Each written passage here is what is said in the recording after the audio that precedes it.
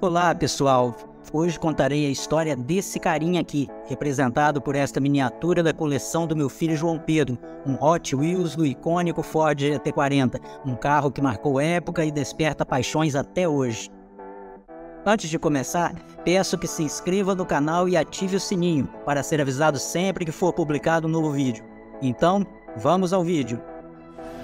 A história da rivalidade entre Ford e Ferrari é mais que conhecida, virou até filme de Hollywood. O fato do comendatore Enzo Ferrari ter se negado a vender sua empresa, a fábrica de automóveis Ferrari, para Henry Ford II, desencadeou uma disputa de egos que culminou nas 4 vitórias consecutivas da Ford em Le Mans, nos anos 1960. Mas, antes da negociação da compra da Ferrari pela Ford, os dois empresários já tinham contato, até então, de certa forma, cordial.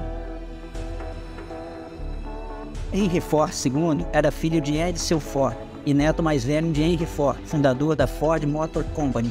Quando Edsel faleceu, Henry Ford II estava servindo na Marinha dos Estados Unidos na Segunda Guerra Mundial e não podia retornar para seu país para administrar a empresa. Desta forma, seu avô, já bem idoso, assumiu novamente o posto de presidente. A Ford estava vivendo um período muito difícil, com grandes perdas financeiras que chegaram a ameaçar de falência a empresa. Henry Ford II retornou no ano de 1943 para tomar o controle da fábrica e colocar as coisas em ordem. Um presidente forte e de pulso firme era Henry Ford II.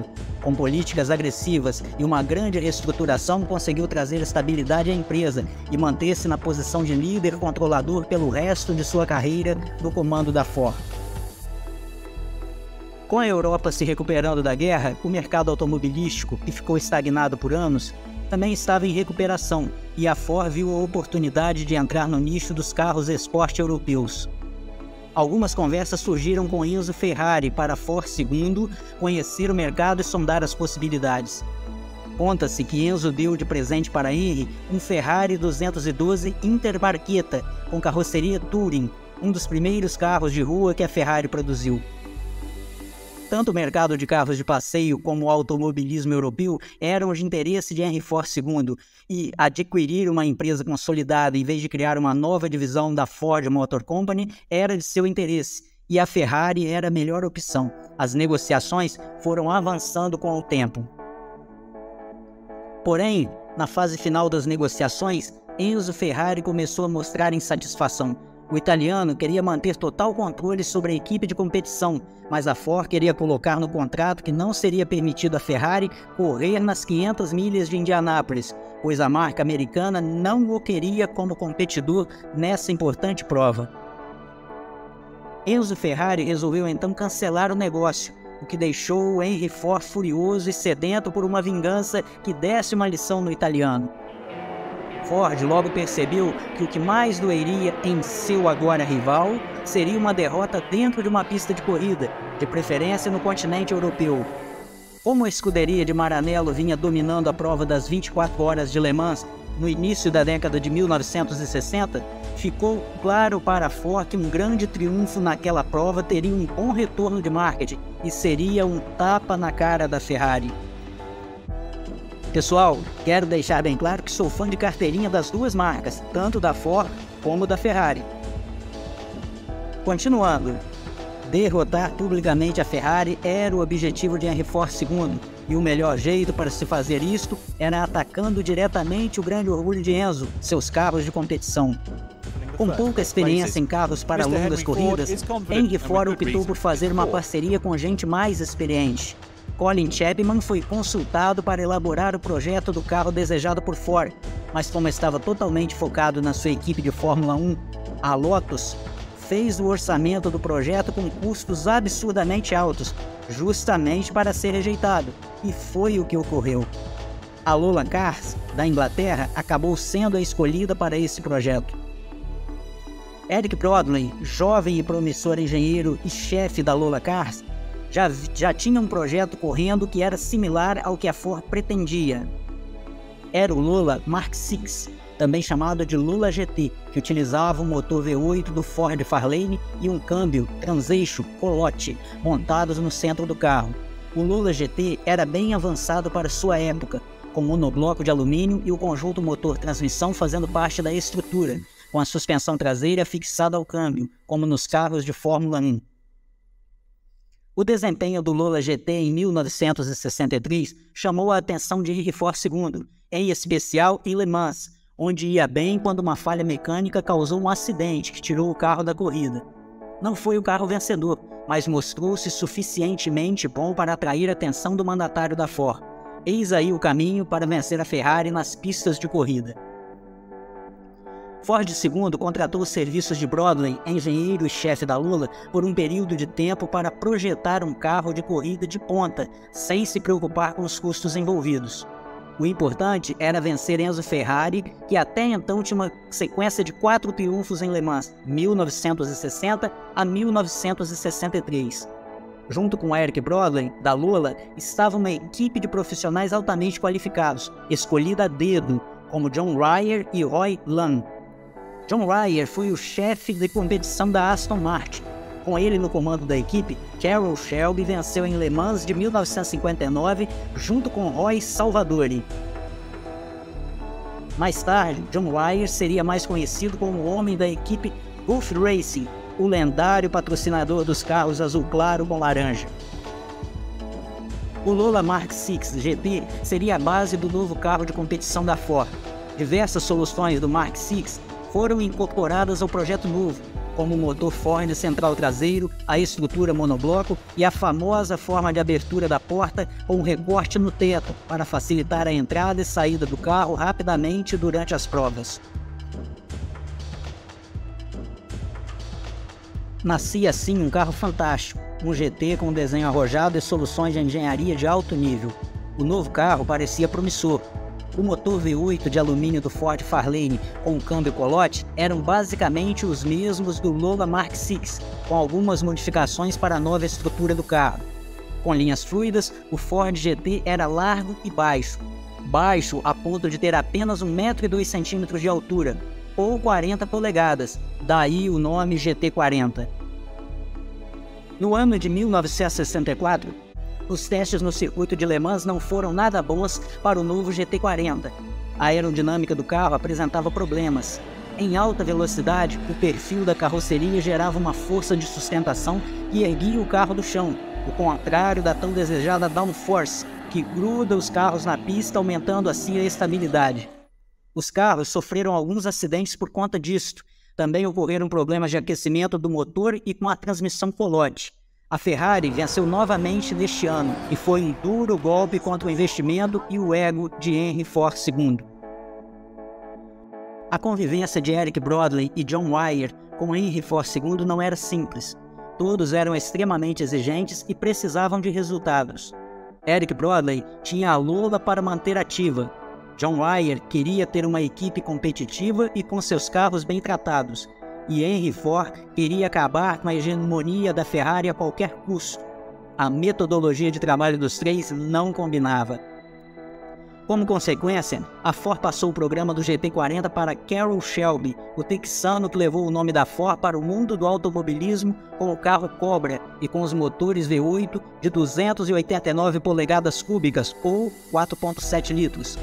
Shelby imediatamente aboliu o motor de alumínio do Fairlane e passou a usar o mesmo motor com bloco de ferro fundido já usado no Cobra, agora com um câmbio alemão ZF, mais confiável que o italiano Colotti.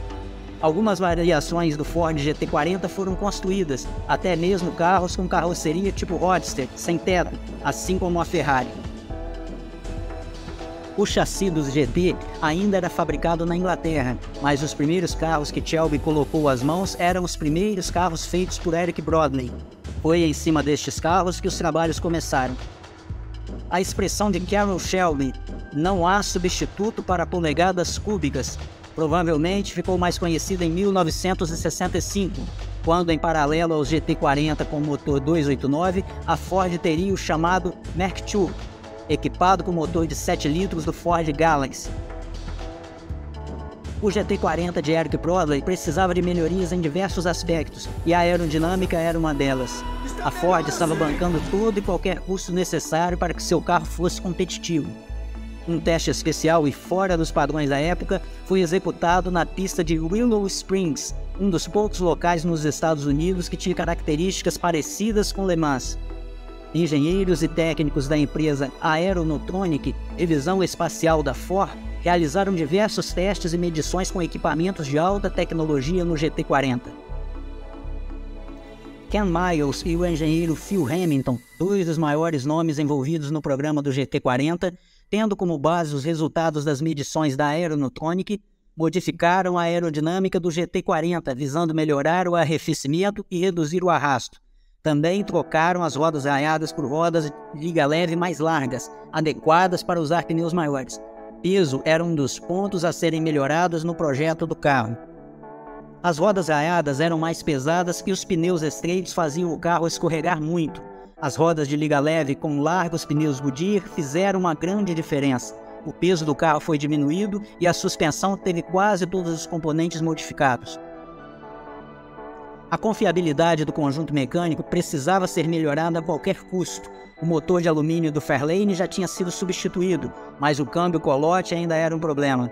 A equipe de Shelby conseguiu diretamente com o engenheiro inglês da Ford um jogo de anéis sincronizadores e engrenagens redimensionados que sanou boa parte dos problemas da transmissão. Juntamente com as mudanças feitas dentro da fábrica da Lola e nos conceitos nos Estados Unidos, um chassi fabricado em alumínio foi enviado para Bruce McLaren trabalhar em uma proposta de redução de peso e servir como um carro de testes para melhoria dos outros GT40. O carro era o chassi 110 e ficou conhecido como McLaren Ford GT40 X1, construído com uma carroceria Roadster sem teto. Originalmente tinha o motor Small Block, bloco pequeno, e depois recebeu o Big Block, bloco grande, de 7 litros, e outras diversas transmissões foram testadas. Para 24 horas de Le Mans de 1965, a Ford inscreveu diversos carros, sendo 2 Mark II Big Block e 3 Mark I, com o motor menor dos Cobra. Nenhum deles conseguiu terminar a corrida, e novamente a Ferrari venceu. Enzo não só venceu, como chegou nas 3 primeiras colocações. Todavia, as voltas mais rápidas foram feitas pelo GT40 Mark II, de bloco grande, o que indicava que o carro tinha futuro. O desenvolvimento em cima do GT40 não parava nunca. Os grandes motores Big Block do Galaxy 500, similar aos que a Ford usava na competição americana NASCAR, tinham potência de sobra, mas precisavam ser sempre muito duráveis. A engenharia de motores da Ford gastou muito tempo aprimorando os motores em laboratório, simulando de 4 a 5 corridas consecutivas de Le Mans em dinamômetro. A pressão sobre todos os envolvidos no programa GT era enorme. A Ford gastou milhões de dólares para ter um carro vencedor, mas Enzo Ferrari ainda reinava absoluto em Le Mans. Para a temporada de 1966, mais melhorias foram feitas nos carros, tendo como base as experiências do ano anterior. Agora, com carros também nas mãos de equipes particulares, os GT40 estavam por toda parte. Nada menos que 8 Mark II e 5 Mark I largaram na 24 horas de Le Mans. Henry Ford II acompanhava de perto toda a movimentação nos boxes e circulava pelos bastidores juntamente com uma equipe de profissionais que ele trouxe da Ford, inclusive com os responsáveis pelo marketing da empresa. Leo Beebe, então diretor de marketing da Ford Europa, foi convidado por Lee Iacocca para ser o chefe do programa de competição da Ford, além da função de relações públicas. Ele nunca havia assistido uma corrida de automóveis até então e fez tudo o que pôde para aprender a respeito do carro e da corrida, e a pressão era gigantesca. Antes da largada da corrida de 1966, no meio do grid, Leo recebeu das mãos de Henry Ford II um cartão com apenas uma frase: "É melhor você vencer". E aí, o que vocês acham desse tipo de pressão? Funciona realmente? Deixe sua opinião nos comentários. Se está gostando do vídeo, peça sua inscrição no canal. É muito importante para que o YouTube continue recomendando o nosso conteúdo para mais pessoas. Voltando ao assunto, a corrida de 1966 foi o que todos ansiosamente esperavam, e finalmente Henry Ford II conseguiu derrotar seu rival italiano, Enzo Ferrari. Os 3 primeiros lugares com 3 Ford GT40 Mark II, sendo os 2 primeiros da equipe oficial de Carroll Shelby, o carro vencedor número 2 de Bruce McLaren e Chris Amon, e o segundo colocado, o carro número 1 de Ken Miles e Dennis Hulme. Um problema incomum marcou essa vitória da Ford, pois com as 3 primeiras posições garantidas nas últimas voltas, Henry Ford II queria que os 3 carros estivessem juntos na linha de chegada para a bandeirada, mas com os 3 carros na mesma volta, nenhum dos pilotos queria entregar a corrida de presente para o outro. Bruce McLaren e Chris Amon não concordaram com a ordem e deram um jeitinho de garantir que os 3 carros passassem juntos na bandeirada, mas com o carro deles à frente. O sucesso do GT40 estava carimbado na história do automobilismo mundial, na verdade sendo muito mais marcante pela história da rivalidade entre Ford e Enzo Ferrari. Nos 3 anos seguintes, os GT40 venceram novamente em La Sarthe, circuito de Le Mans. Em 1967, o modelo Mark IV de 7 litros e com carroceria tipo Montail, cauda longa, sucessor do modelo J experimental que não chegou a correr em Le Mans por causa do acidente fatal de Ken Miles, venceu em Le Mans com a dupla Dan Gurney e A.J. Foyt. Nos anos seguintes, os motores foram limitados a 5 litros de cilindrada por causa de um conjunto de restrições técnicas visando limitar a velocidade dos carros em prol da segurança. Os GT40 de 7 litros não poderiam correr, entretanto os carros com motor 289 do Shelby Cobra ainda eram elegíveis, e foi justamente com esses carros que a equipe particular de John Wyer venceu 2 vezes em Le Mans, no ano de 1968 com a dupla Pedro Rodrigues e Lucien Bianchi e em 1969 com Jack Hicks e Jack Oliver. A corrida de 1968 foi um pouco mais tranquila para a equipe de John Wyer, conseguindo vencer com 5 voltas de vantagem para a Porsche, que ficou como segundo lugar. A corrida de 1969, porém, foi uma das mais disputadas até hoje, com a vitória ficando para o GT40 a apenas alguns segundos à frente do Porsche 908, algo muito raro numa corrida de 24 horas de duração. 4 vitórias seguidas na principal corrida de resistência do mundo foram suficientes não só para regar o ego de Henry Ford II, mas também para enfiar uma estaca no peito da Ferrari. Como uma praga americana, a equipe de Enzo Ferrari nunca mais venceu a 24 horas de Le Mans. As mudanças de regulamento acabaram prejudicando o desempenho do GT40 de 1970 em diante, e, como a missão de derrotar a Ferrari estava muito mais do que cumprida, foi decidido não investir mais no carro, sendo o programa GT40 encerrado definitivamente na Ford e na Shelby. Muito se fala sobre a importância do Ford GT40 na história do automobilismo e, de fato, as vitórias em Le Mans foram marcantes.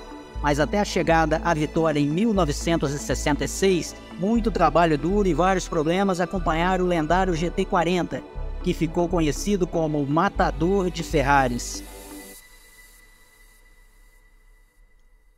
Nos anos 2000, houve o renascimento do GT40, nomeado somente como Ford GT, fabricado tanto para as pistas como para as ruas, equipado com o clássico motor V8 central e linhas praticamente idênticas ao seu antecessor. Nas pistas, venceu várias provas nas mãos de equipes particulares, mas em Le Mans disputou apenas uma vez, 2011, porém nenhum dos 3 carros conseguiu completar a prova. Em 2016, a Ford voltou oficialmente para disputar a 24 horas de Le Mans como sucessor do GT40, um modelo criado com tecnologias de ponta, tais como chassi e carroceria de compósito de fibra de carbono e motor V6 biturbo. Na categoria GTE Pro, o novo Ford GT venceu uma acirradíssima disputa contra a Ferrari 488 GTE, 50 anos depois da inesquecível primeira vitória de 1966. Novamente, o nome da marca Ford estaria registrado na galeria dos campeões do circuito de Le Mans.